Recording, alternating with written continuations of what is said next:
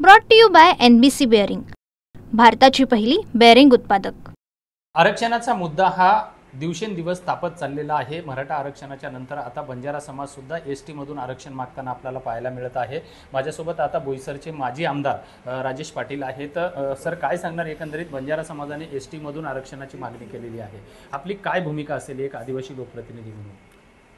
आमचं म्हणणं एकच आहे, आदिवासी संवर्गामध्ये कोणीही आरक्षण मागू नये। प्रत्येकाला आरक्षण दिलेलं आहे, बंजारा समाजाला सुद्धा दिलेलं आहे आणि त्यांनी जे आरक्षण आहे त्याच्यामध्ये त्यांनी सुखी राहावं।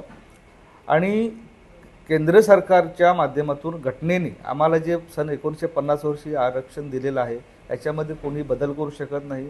या बाबतीमध्ये सुद्धा मागच्या सरकारने मुख्यमंत्री एकनाथ शिंदे साहेब, तेव्हाचे उपमुख्यमंत्री आत्ताचे मुख्यमंत्री फडणवीस साहेब आणि अजितदादा यांनी आम्हाला आश्वासित केलं होतं आणि त्याने ते पाळला शब्द।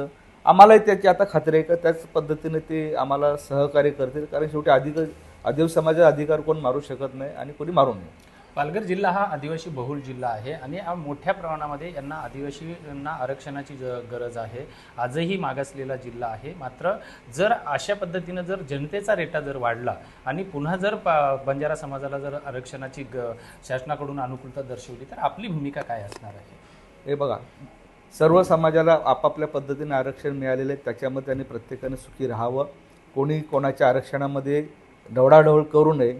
आणि जर पालघर हा आदिवासी बहुल जिल्हा आहे, इतर समाजसुद्धा इथे गुण्यागोविंदाने राहतात, परंतु इथे जर बंजारा समाजाने पुन्हा जोरदार मागणी केली तर पालघर जिल्हा हा पेटून उठेल आणि इथे सर्व आदिवासी संघटना, आदिवासी समाज हा पेटून उठेल आणि मोठं स्वरूपाचं आंदोलन इथे होणार।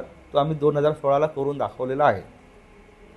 निश्चितच जर बंजारा समाजाचं ST मध्ये जर पुन्हा अनुकूलता दर्शवली सरकारने तर पालघर जिल्ह्यातला आदिवासी असेल किंवा पूर्ण आदिवासी समाज जो आहे हा पेटून उठल्याशिवाय राहणार नाही, असा इशाराच एक प्रकारे माजी आमदार राजेश पाटील यांनी दिला आहे।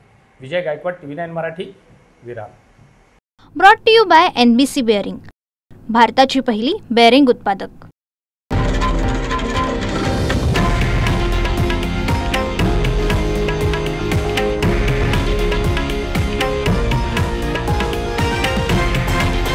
हे आहे देशातील नंबर 1 न्यूज नेटवर्क आणि आपण पाहत आहात TV9 मराठी, एकमेव।